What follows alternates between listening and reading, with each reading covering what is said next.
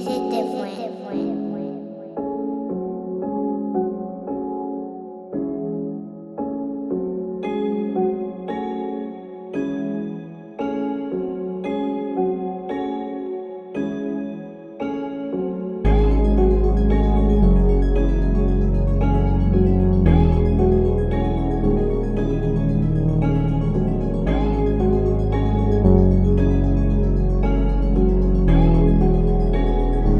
This is different. This is different. This is different. This is different.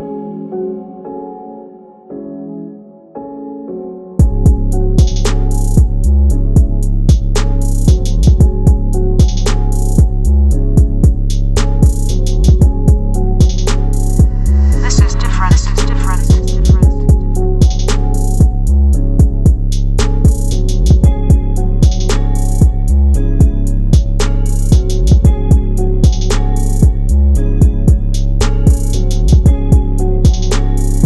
This is different. This is different. This is different.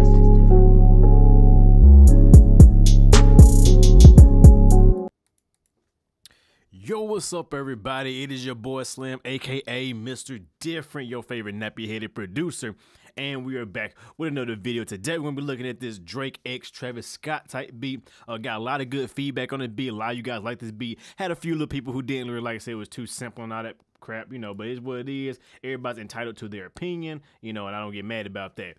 But yeah, so I'm gonna take a look and take y'all a little ride down this, how I created this kind of simple but yet hard-hitting track that I wanted to focus more on the vocals with. That's the whole point of this beat.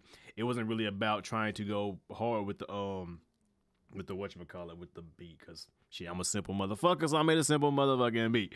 Anyway, so let's start to the beat right now. I actually started off with the drums on this one, but you know how I do. I don't want to show you how I did it first, but just know I started off with the drums when making this and everything else built around it. But I'll start with the first sound that I used, which was this Omnisphere patch. It is a Keyscape, of course. I'm gonna bring it up for you guys so you can see. You know, it's gonna take about 5 years to upload because Keyscape is a big program. Using the dark score piano. It's probably one of my favorite pianos for that dark type of moody sound. You can't get much better for that. If you want that dark sound, I say go for this or the Wash. But you know, that's just me personally. You know, but his own. This is what it sounds like without effects. You can see how it just sounds like a really dark piano.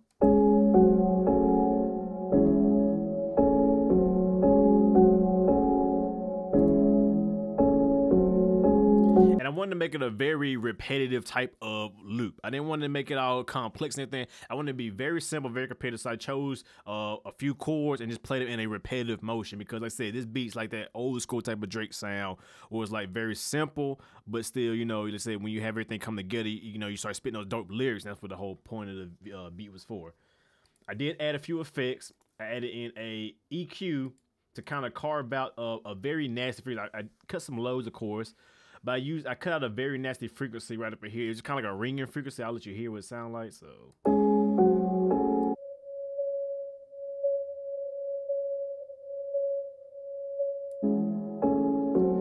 and that kind of just do that. That kind of just tamed down that ringing frequency. Now, let's say you want to find just kind of boost up. I made a video about EQing, boost up, and you can find the frequencies that are annoying. That just kind of stuck out to me. You could really hear it without the EQ.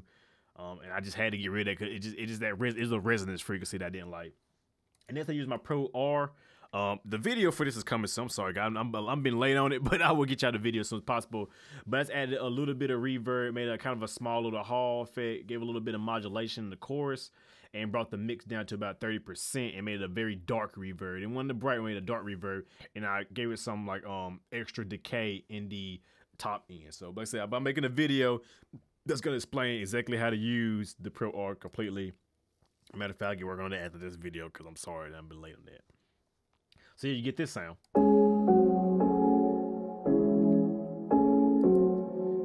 Very simple. You hear that decay on there too. It's really nice. Next up, I can use the another Omnisphere patch. That's one of my sounds. And it's called Flotation Device, which I think is a pad sound. And I add a little bit of chorus to it to kind of give it some, I don't know, the chorus don't really help much, but it does add a little bit of, I guess, modulation to it. So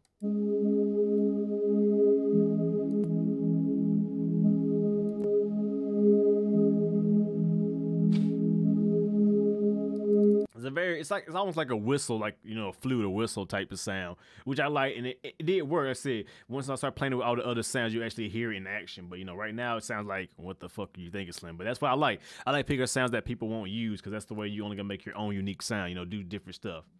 Next, I use Icarus as always, and I made this cool little ARP sound with Icarus. Very simple patches, nothing special here. You just a basic wave shape and did a few little things, added some ensemble to the effect, and that gives it kind of a nice little chorusy effect if you hear it.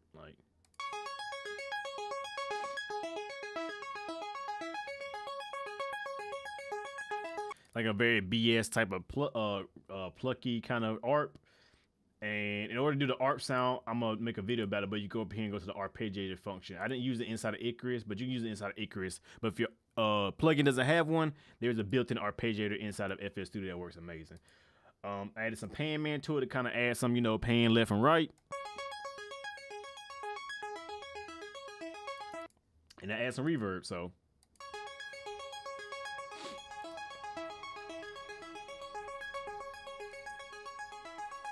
Any reverb would do, it doesn't really matter, so yeah. Next up is another Omnisphere patch, which is a choir effect. I already know it's a choir because I love my choirs. No, actually, I lied. It's a toy piano. Classic retro, very nice piano. I think for Travis Scott type sounds, this type of piano really works. And I added some reverb to it, I think, yes. But this is what the sound sounds like by itself, so you just hear how I think it really fits a Travis Scott type sound.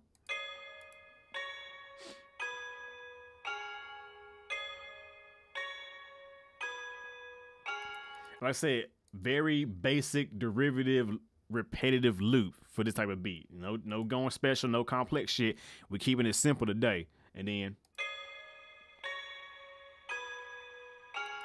and especially when you add it with the piano, it really gives that, you know, that sound.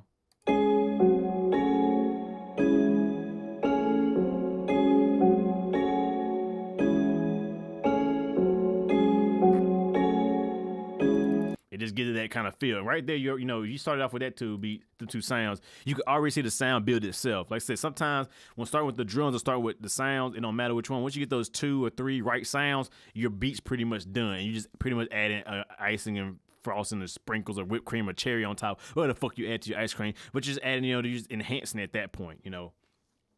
Next, I made this little lo-fi bass type, not lo-fi bass, but low pass Drake bass. I didn't do a good job at Icarus. I tried to use Icarus, and I should use Silent 1. I do a whole lot better Silent 1, but I wanted to experiment, and you know, I got close, but it wasn't the way I wanted to, but it still worked in the end.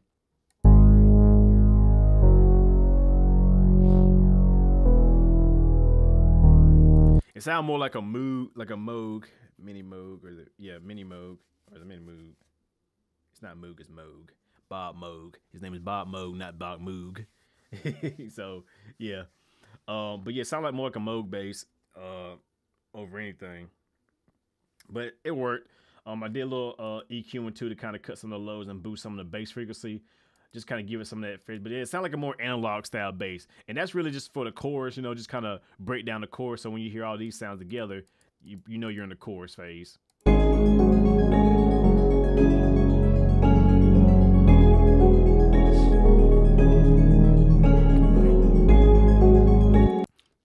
So yeah, but now to the drums, the drum selection. Use my favorite use a punchy kick sound. These are different sounds I made or I worked with, tweaked a little bit. This was called punchy kick. It gets very punchy. Add a little bit of compression to it. And a little bit of EQ to kind of cut the lows and boost out. I'll actually take everything off so you can hear the effects without it.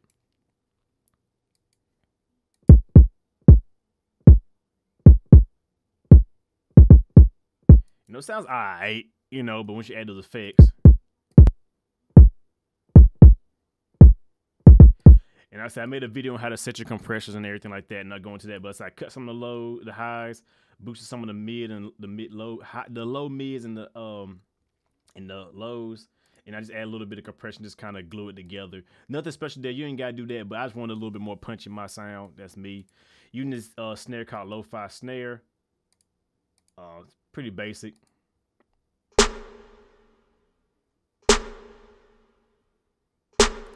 And what is that? Is that reverb on there, Slim? Yes, it's reverb. Y'all know.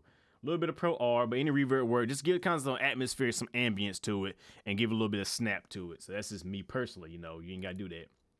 Then my favorite hi-hats, my hi-hat rolls that you guys like. Like I said, the way I chop my hi-hats, because a lot of you guys been asking me how do I do that. I do it at the top layer and do like a regular pattern to the top layer. And that's adding these random notes in like different like steps, and make them pretty much the same note but lower, like an octave lower, 2 octaves lower. And that just gives it some kind of more movement, I guess, in my opinion, more liveness and more movement.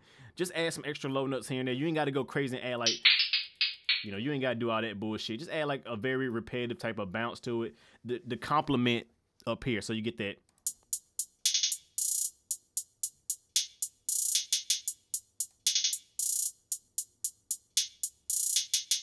You know, very basic, but it complements everything, the other hi-hats. And then you add it with the drums, you get that.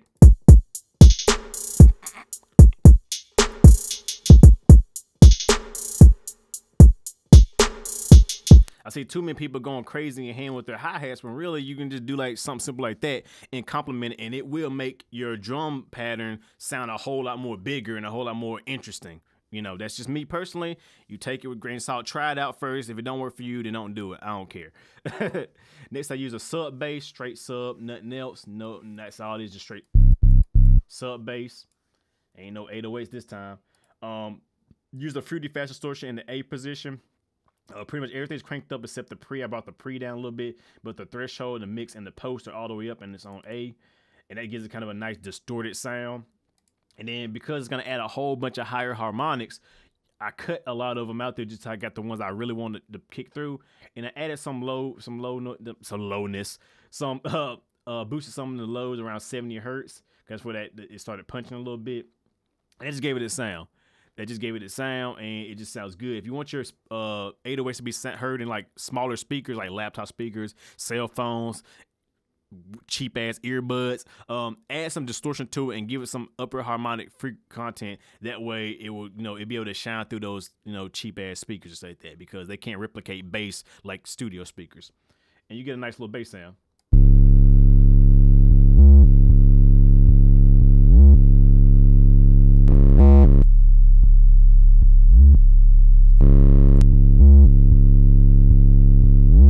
You can see why I add the EQ to it, because if you didn't,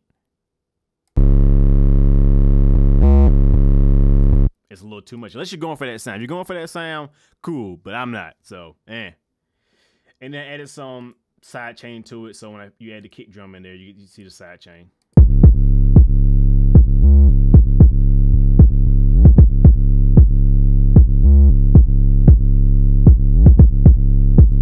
That's all it is, just side chaining to it.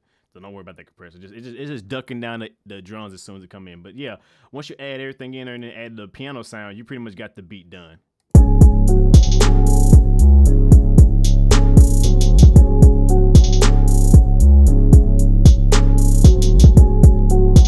And like I said, this is another testimony to say you don't gotta be complex with your beats in order to make, you know, really good beats. You can be very simple with it, still make hard stuff. I added this snare in there, just kind of change it up during the chorus.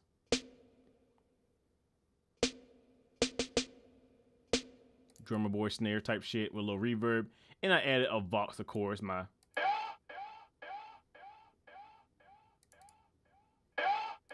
I'm using the Echo Boy to do a ping pong delay at 1/4 notes. And I think I'm using dotted. I think I'm using either dotted or note. I don't know. I think I'm using dotted. No, I'm using note. Note repeat. And, you know, got my tempo set and everything like that, but I'm using a very low mix because I don't want the echo to really shine over the original sound. So the echo is just there below it. So yeah, that's that. When it comes down to the beat itself, we'll go back to the main beat, the master or whatever, or the mixing, the mastering. Got a lot going on here. Got a lot going on. I want to explain what I got going on so you guys can see. First, I got a bus compressor, which is basically I turned this to a bus compressor. Got set to mastering because I'm mastering at this point. I got the ratio set 2:1 because, as I said, when you're doing bus compression, you want a little bit of compression. You don't want a whole lot. Slow attack and very fast release. And the threshold's at negative 18, and it's got a soft knee, and it's just compressing about 2 dB. So very simple. I gotta take away this because that's fucking up. Simple, right? Like I said, I done did videos about bus compression, but if you want another video, let me know in the comments below, and I will do it. Then I got an EQ, cutting some lows and highs. Just the lows and highs I think need to be cut. Personal preference, you know. Made a video about it. You want another video? I'll do an updated video, whatever. I don't give a fuck. Decapitator is giving that kind of analog feel, that analog distortion. Because one thing, if you want a louder mix, saturating your mix will make it louder. But you got to be careful with it since it's a whole mix. So I got to set the 1 on the drive, and the mix is about 25%. Somewhere in there. I got to set to the, I think that's N stand for Neve style. I think that's, yeah, Neve, AMI, API, and I forgot what them two are. But I think that's for Neve or something like that. But yeah, set to a Neve preset, so it's just giving a little bit of saturation to it, and nothing special there, just a little analog saturation. And then I'm just boosting where a lot of the mids is to kind of just bring out a lot of the sounds up there, so the bass frequencies don't overpower them. And that's great for, you know, vocals in it, because the vocals sit up in this area, and you'll boost them to kind of give them some air. And then, of course, a limiter. A limiter, and that's just to give us volume. So without the mastering,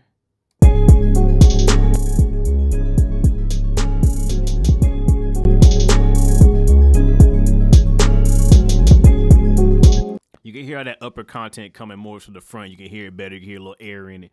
And this sounds overall good in my opinion. It's not a great master. You know, I could have done better to it longer, but, you know, it's for a beat. Who cares? You know, if you're going to buy the beat, they're going to get the unmastered version anyway and get the track outs and, you know, do it right. So, yeah, hope you guys enjoy. Like always, I try to make these beats as simple, these videos as simple as possible, and my beats as simple as possible, so you guys can, you know, replicate them yourself or take ideas from them and make them your own, and, you know, hopefully make great beats too. And I have good faith in all you guys. You can make great beats, you know. So don't sit there and act like you can't, because yes, the fuck you can. Just get off your ass and do it. So with that being said, hope you guys enjoy. Like always, you know who it is. It is your boy Slim, aka Mr. Different. Not motivated by the money, but the like, comment, subscribe, and views. And with that being said, hope you guys enjoy, and I will see you guys in the next video. Have a good one, everybody.